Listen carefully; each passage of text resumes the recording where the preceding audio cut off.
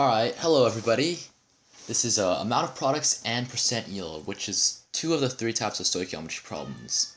Brought to you by Ace AP. Alright, so there's four steps in the amount of product problem. So one is to have a balanced equation, very important. Two, convert grams of reactant to moles.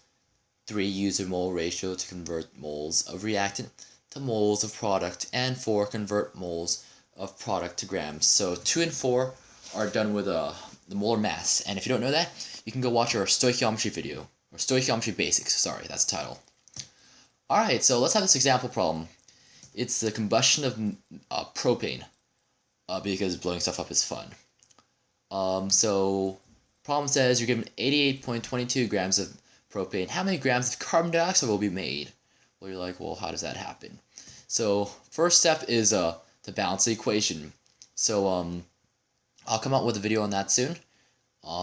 But just until then, just trust me on this. It turns out to be this. That's a balanced equation. So you have that, which will be important later for the mole ratio. Alright, so next we convert the grams of reactant to moles. Alright, so we're going to do that with a molar mass. We'll look at a periodic table.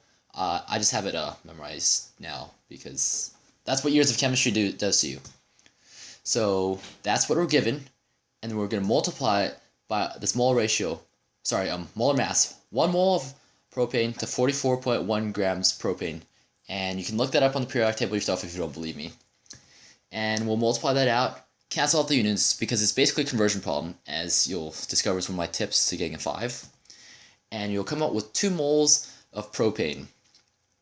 Alright, step number 3 is to use a mole ratio to convert to the product. So for the moles of the reactant to the moles of the product. So we have propane, but we need carbon dioxide. So we look at our balanced equation, which is why it's important. And we'll discover that there's 1 propane to every 3 carbon dioxides. So we have the 2 moles propane that we got in the last step. We'll multiply it by the mole ratio. So that's 3 moles carbon dioxide over 1 mole propane. Cancel out moles propane because it's like a conversion problem. And we'll get 6 moles carbon dioxide.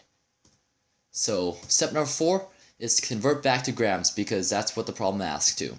So 6 moles carbon dioxide, and then we'll use the molar mass of carbon dioxide, which is 44.01 grams carbon dioxide over 1 mole of carbon dioxide.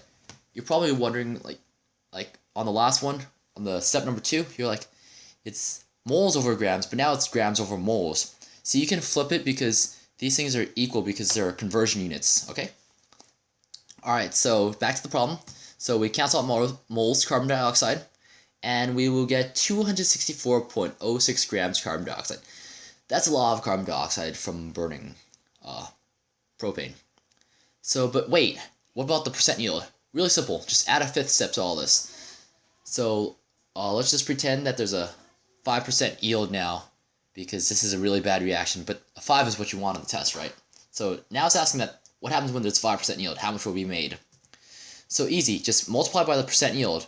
So 264.06 grams carbon dioxide from the last step, multiply by 0.05, which is a percent yield. We're not going to use units because this is percentages, which will equal a whopping 13.02 grams carbon dioxide. So that's pretty much it. I hope you guys understand this now. So thanks for watching.